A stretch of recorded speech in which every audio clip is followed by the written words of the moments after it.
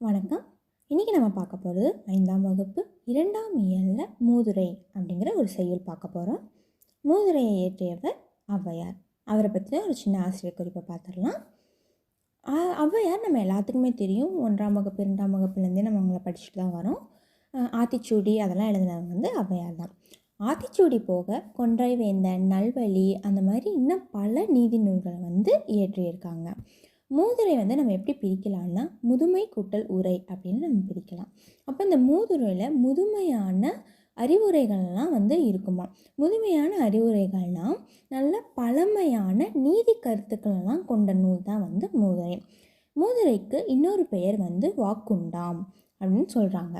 இந்த மூதுரையில் நீதி கருத்துக்கள்லாம் எளிமையான முறையில் கூறப்பட்டிருப்பாங்களாமா. இப்போ நம்ம பாட்டை பார்க்கலாம்.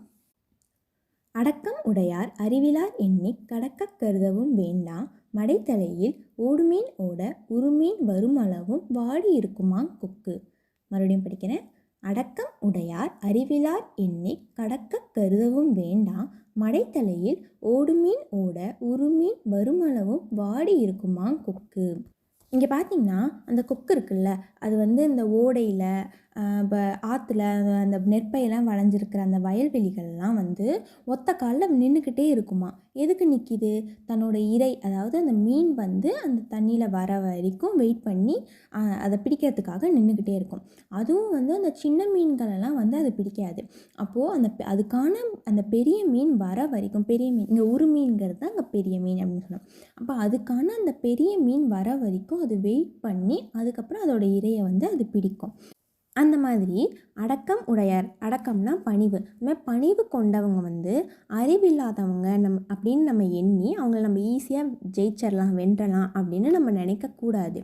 ஏன்னா அப்படி பணிவு கொண்டவங்க அவங்களுக்கான நேரம் வர வரைக்கும் பொறுத்திருந்து அவங்களோட வேலைகளை செஞ்சு அவங்க வெற்றி பெறுவாங்க.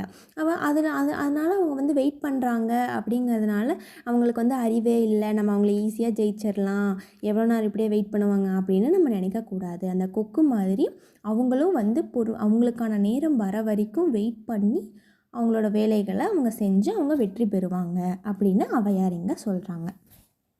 இங்கே சொல்பொருள் பார்த்திங்கன்னா அடக்கம்னா பணிவு, அறிவிலார்னா அறிவில்லாதவர்கள் அப்படின்னு, கடக்கன்னா வெல்ல, கருதவும்னா நினைக்கவும், நம்ம நினைக்கக்கூடாது அப்படிங்க, மடைத்தலைன்னா நீர் பாயும் வழி, உருமீன்னா பெரிய மீன். நன்றி.